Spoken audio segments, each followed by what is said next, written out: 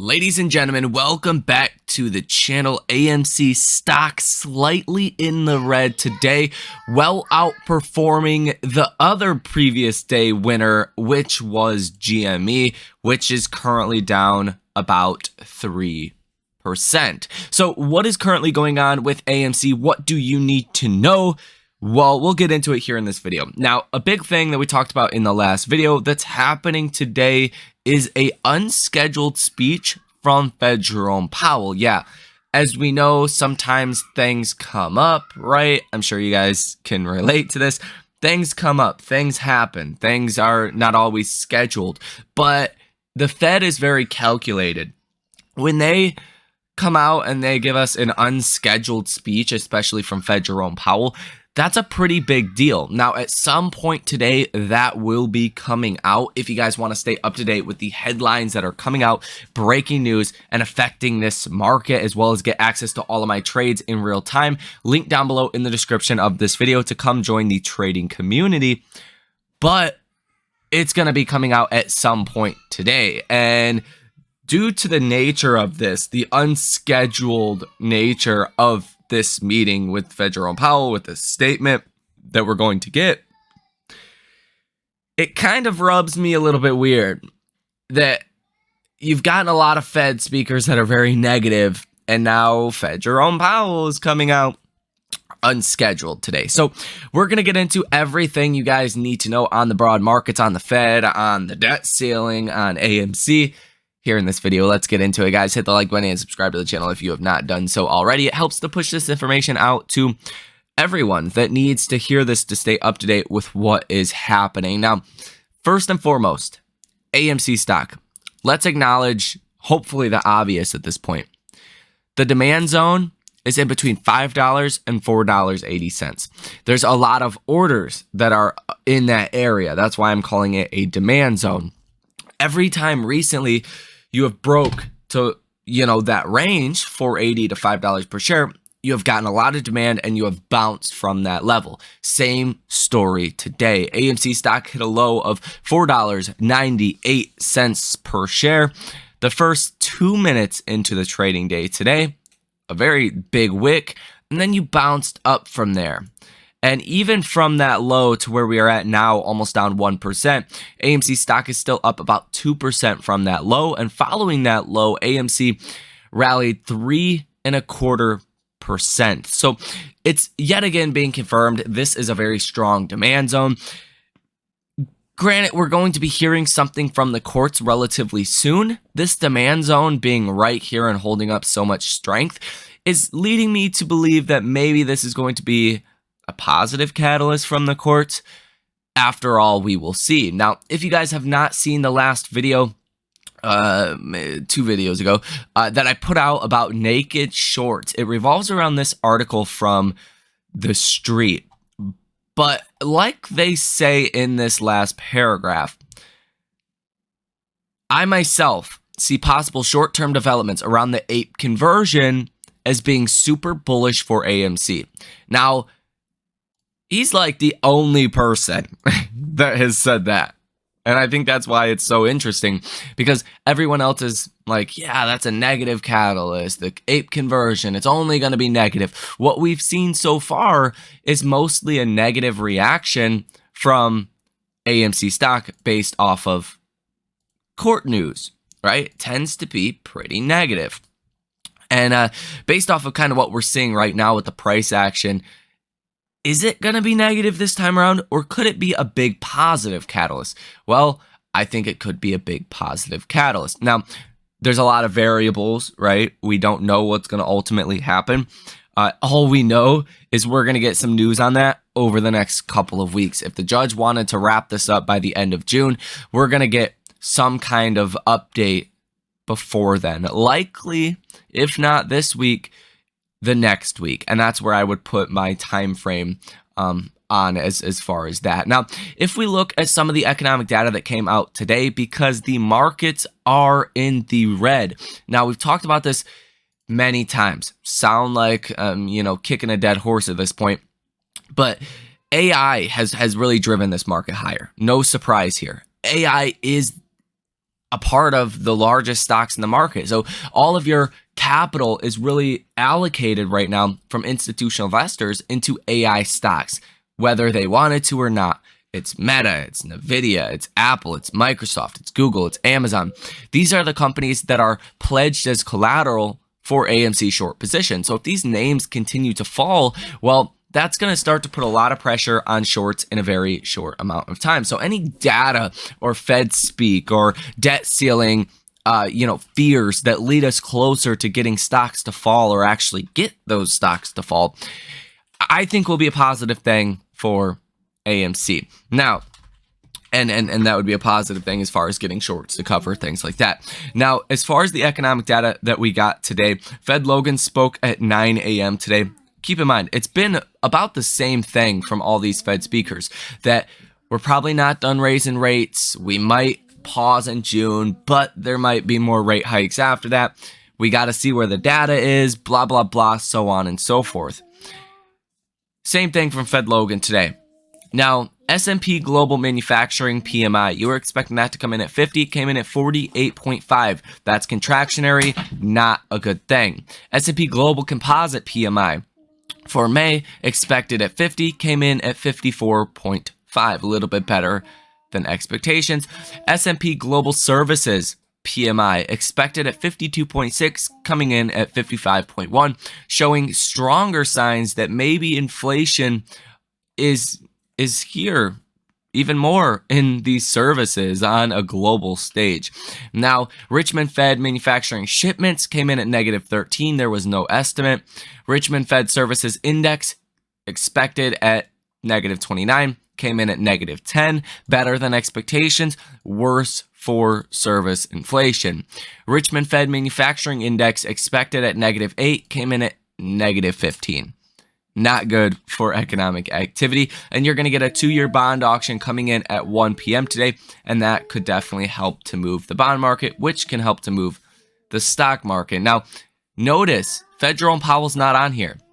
It's because he was not scheduled to speak this week. But we're going to be getting him some point this week.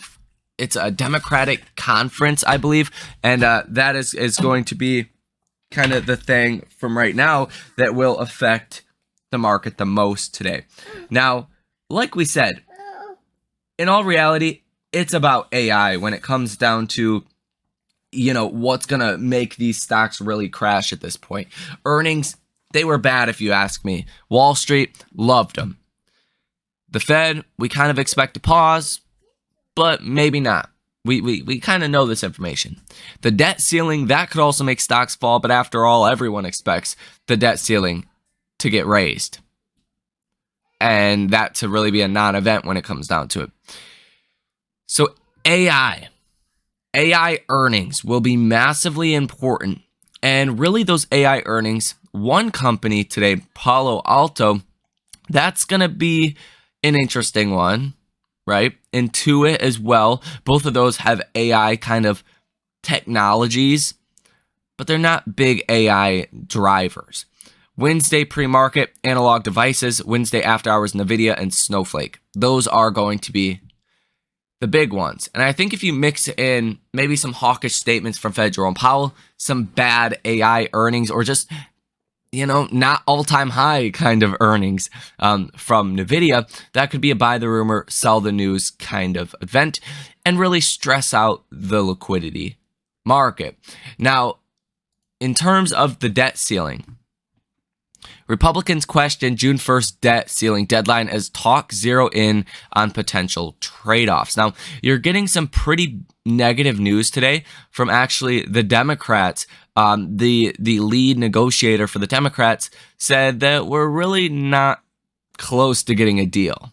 But yet a lot of what you've heard from McCarthy and what you've heard in the past from Democrats over the last few days has said it's been positive, right, and productive. It's been a very professional meeting and that they're getting close to a deal. So it's a lot of back and forth kind of action right now. But what I will tell you is that even if you do get the debt ceiling being raised, if that is with big price or spending cuts, which it looks almost certain it's going to be, that is not going to be a huge positive thing for this market, because think about it. A lot of the reason why the markets have been so resilient, and a lot of people don't give this enough credit, is because the government spending trillions of dollars. The national debt has went from 19 trillion in 2016 when Trump took office, around that time, to $34 trillion.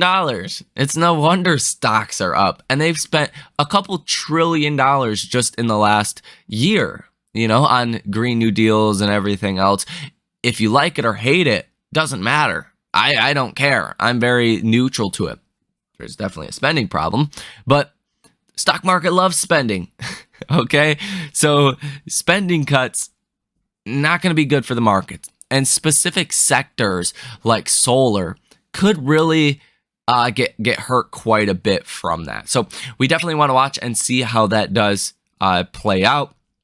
Even them raising the debt ceiling could be a negative thing. Why are we talking about this? Why? What's the point? You're like, Tyler, dude, we get it.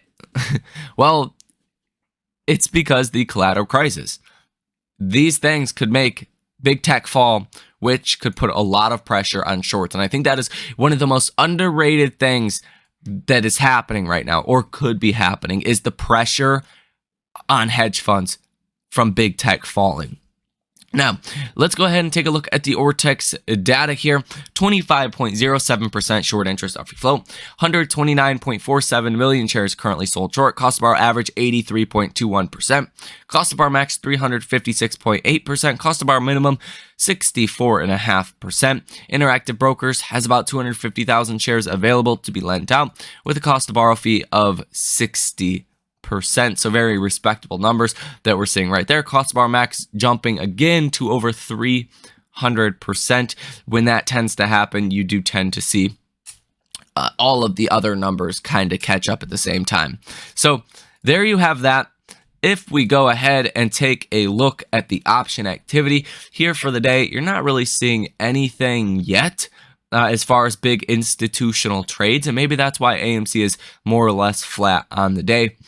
Because if you do take a look at overall option activity for May 26th, that is going to be this Friday, the volume today, 70.29% calls, 29.71% puts, over a 2-to-1 ratio for calls to puts. For every 2 calls placed on AMC, roughly 1 put is bought on AMC. We'll see what happens when hedge funds, institutions wake up and start, putting their big orders in. We'll see what happens then. But what we've seen recently is those big options are really suppressing AMC. Now, one of the biggest, bullish things happening for AMC as of right now is the days to cover. Days to cover is now at 5.58.